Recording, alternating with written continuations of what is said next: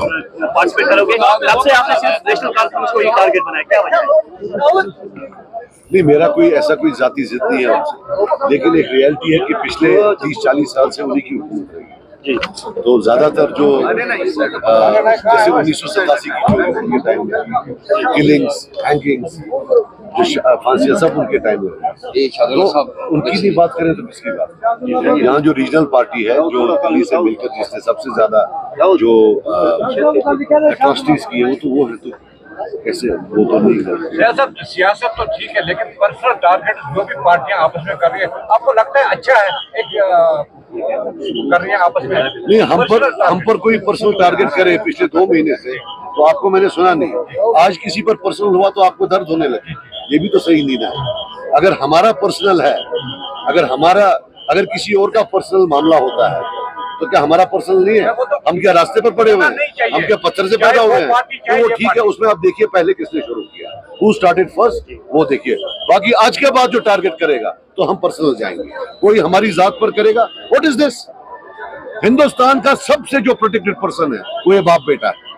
Prime minister के बाद 100 आदमी इनको प्रोटेक्ट करते हैं। जो इनके बयानात हैं वो इस किस्म के हैं कि जो पहाड़ पर मेरा वर्कर है उसको सिक्योरिटी थ्रेट बनता है। ये white collar killers, they speak to kill. ये बोलते हैं इसलिए कि बंदे को मारे कोई। इन कातलों का नहीं बोलूं तो किसका बोलूं? आप मुझे बताओ।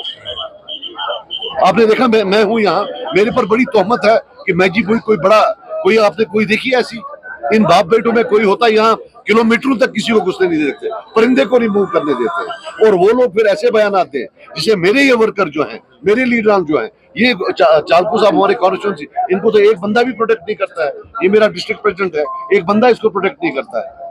वहां तो हल्का प्रेसिडेंट को भी सिक्योरिटी दे रखी है। बात सिक्योरिटी की नहीं है, बात यह है कि ये बंदे जो सिक्योरिटी में बैठकर ऐसे बयान देते हैं जिससे कि बाकी वर्ग जो जिस पार्टी के खिलाफ बोलते हैं, दे स्पीक टू किल। साहब 30 साल में 1 लाख लोग मरा है, उसमें से 10,000 इसी तरह मरा है, बयानों से, गॉसिप से। Don't take it lightly. ये कोई इनोसेंट लोग नहीं है, दे नो व्हाट हैपेंस। सज्जाद साहब, एक तरफ नेशनल कॉन्फ्रेंस जो है बीजेपी के खिलाफ इलेक्शन में हिस्सा ले रही है और मुसलमानों के खिलाफ बीजेपी को बता रही है, और दूसरी तरफ इंडिया अलायंस में शिवसेना का सपोर्ट, कैसे देखते हैं इस चीज को? ये आप उमर साहब से पूछिए, ये फारूक साहब से पूछिए कि हाउ कैन दे, जो लोग शिवसेना के हाथों मरे हैं मुंबई राइट्स में, उनको उनकी कब्रों के साथ क्या करें? और खैर ऐसा तो है नहीं, मुंबई राइट्स के बाद तो ये बीजेपी के साथ बैठे थे। तब पहले कॉमर्स मिनिस्टर थे, फिर फॉरेन मिनिस्टर थे। और ये तो तब था जब दिन में यहाँ 30-30 आदमी मरते थे। इनको तब शर्म नहीं आई तो आज क्या आएगी? So there is no contradiction in them. It's only that ये जो गुड एंड बैड हो गया है, that anybody NC allies with is good. The moment they don't ally with them, they are bad. This good and bad of Kashmiri politics has now translated into a joke. Sir, अभी भी जम्मू कश्मीर का issue political issue है। Political issue तो हमेशा रहेगा ना बेटा, non political कैसे? सर, कितना चैलेंज है आपके लिए नॉर्थ कश्मीर के? इससे पहले भी नेशनल कॉन्फ्रेंस के पार्लियामेंट मेंबर थे यहाँ पे। देखिए, मैं आपको बात बताऊं, मैंने परसों कुछ आंकड़े रखे।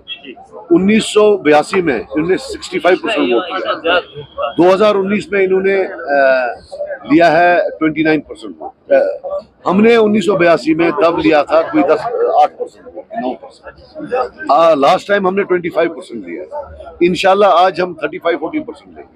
बट नदामत से हम लोगों के पास जाएंगे। We will not show any over confidence. It is the people of North Kashmir who have to vote for us.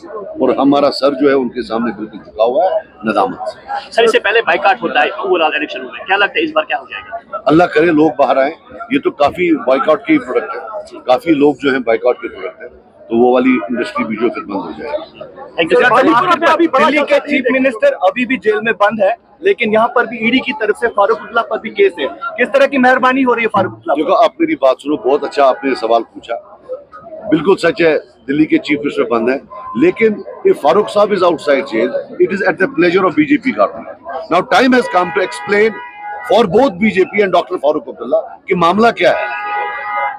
Then there is another case जहां शायद FIR भी हुआ है, that is a JK bank case जिसमें बेटा involve है। इतनी मेहरबानियां किस लिए एक दूसरे पर कर रहे हैं?